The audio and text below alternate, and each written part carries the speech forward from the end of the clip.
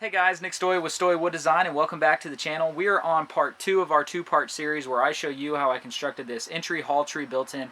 If you haven't done so already, make sure to check out part 1 where we walk through the construction of the lower portion of the built-in. Part 2 is going to focus on finalizing the upper portion of the built-in, as well as some photos after we got it installed in the customer's home. If you're new to the channel, please make sure to like and subscribe. We'd love to have you. And as always, if you have any questions about the building process or the tools I use throughout this project, let me know in the comment section below and I'll be sure to get back to you. Now let's get into it, and I hope you enjoy. Part 2 of this build started at the saw stop by ripping down some 3/4 inch sanded plywood, which would be used for the back of the hall tree. Don't feel like you need to use the best material, as this is going to be covered by the beadboard, which we'll be installing later.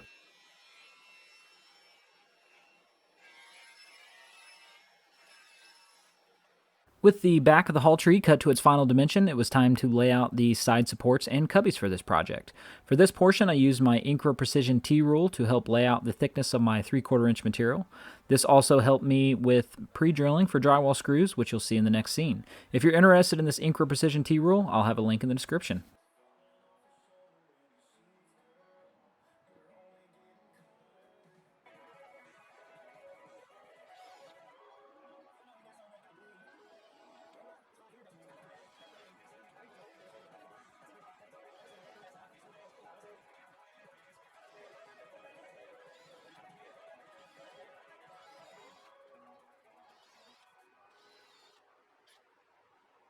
Next, it was back over to the saw stop to rip down some 3/4 inch maple plywood, which would be used for the side supports and cubbies for this project.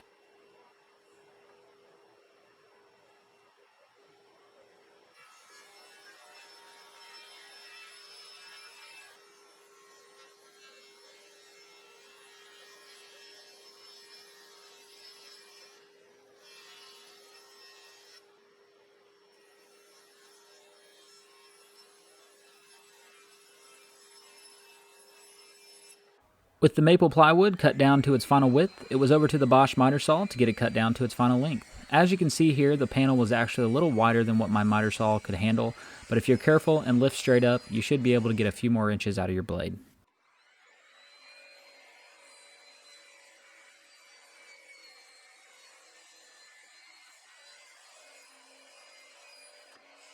It was then over to the Craig Foreman to begin drilling my pocket holes. As I mentioned in my 2020 wood shop tour video, I'll be sure to leave a little link above for you. I would definitely recommend this pocket hole machine. It has made me more efficient as well as limits cleanup once I'm finished.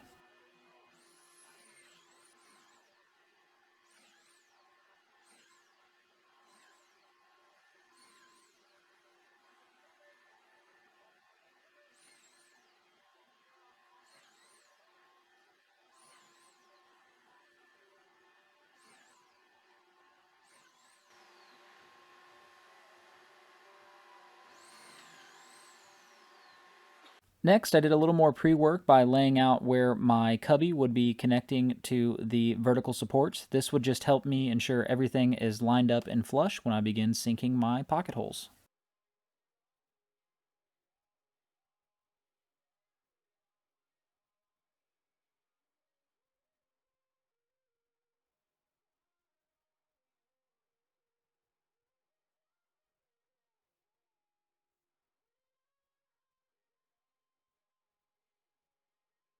I also decided to go ahead and lay out all my panels and sand them down with 120 grit sandpaper using my Festool random orbital sander before assembling. This just ensured that everything was smooth and I didn't miss any areas in the corners.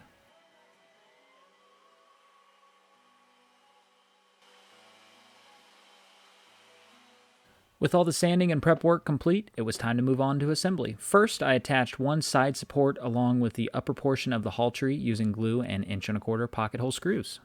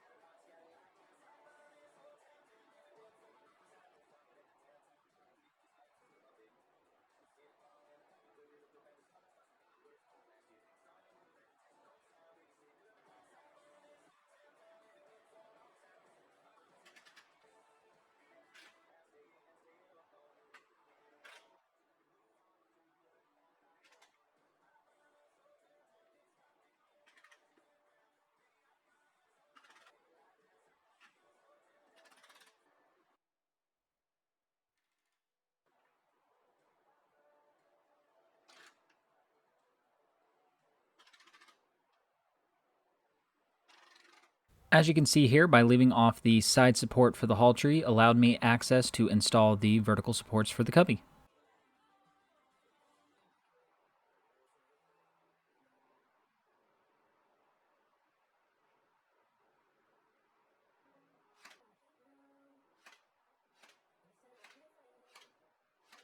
With the cubby vertical supports in place, I then moved on to countersinking some drywall screws in the top and back of the haul tree.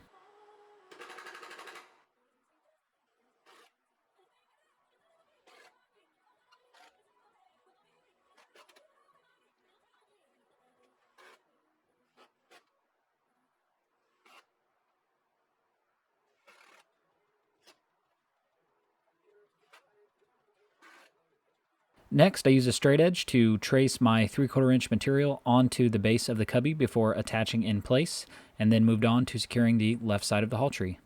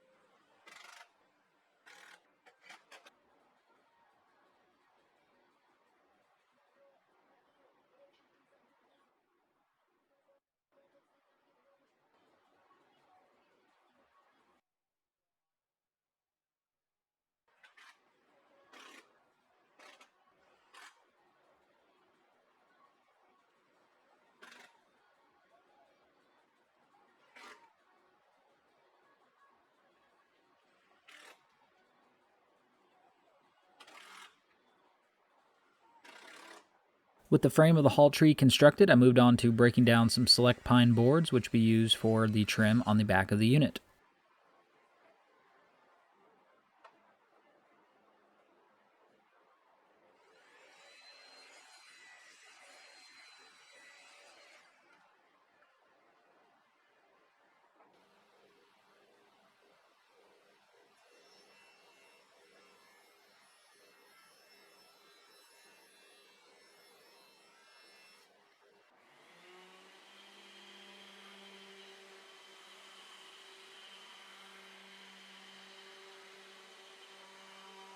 To attach the trim, I use 1 3/8 inch pin nails along with wood glue, and I would definitely recommend a pin nailer if you don't have one already. You don't have to worry about filling any of the holes once completed before painting.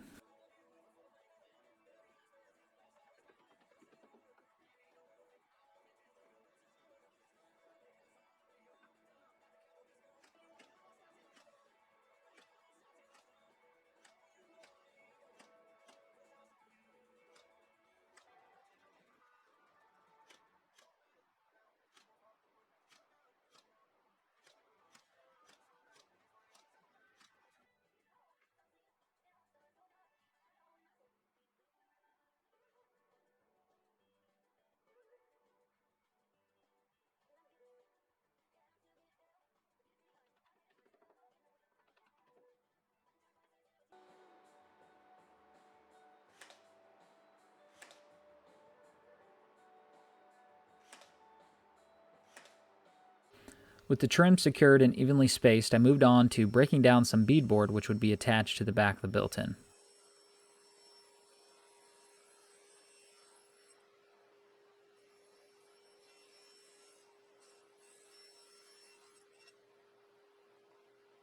As you can see here, I left the beadboard longer and broke it down at my miter saw station. This let me use the offcuts for the upper portion of the trim, and it also made sure that my beadboard lines were congruent from top and bottom. With the beadboard cut to its final dimensions, I attached to the haul tree using glue and 1-inch pin nails.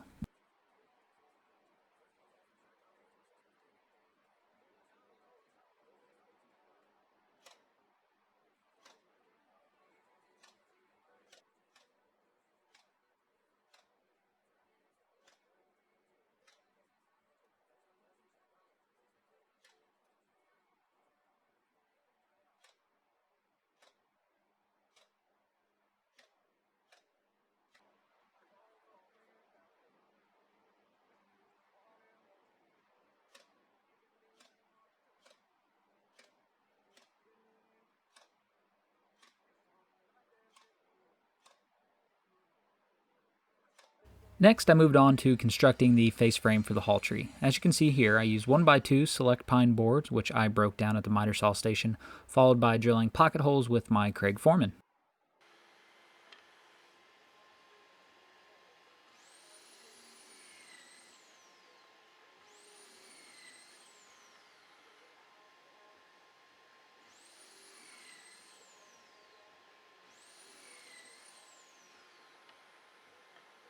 Because I don't currently have an assembly table in the interim shop, I decided to assemble the face frame on top of the haul tree.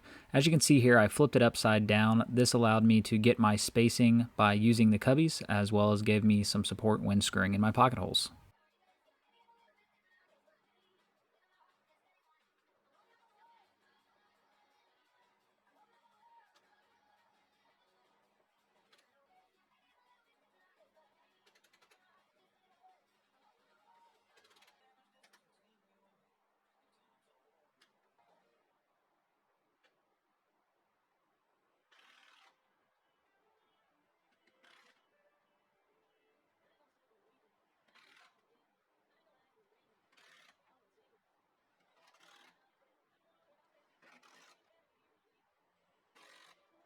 I then came back and used 18 gauge brad nails to attach the face frame where I was not able to use pocket holes.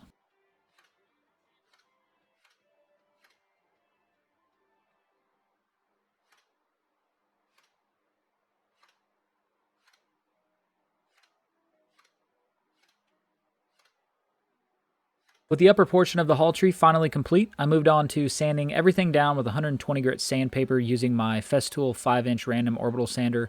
Once I was complete, I moved on to caulking everything prior to paint.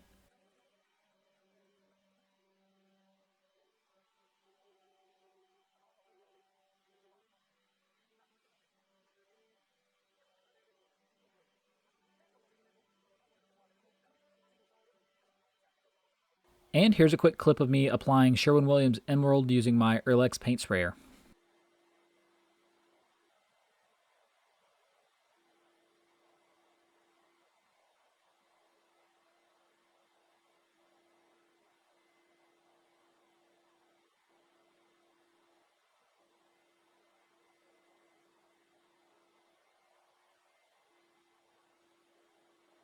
With the painting of the haul tree complete, I moved on to also painting some trim pieces as well as the crown molding, which I would use to trim out the unit once we had it set in the customer's home. I also went ahead and attached the coat hooks while I was still at the shop just to make for a quicker install.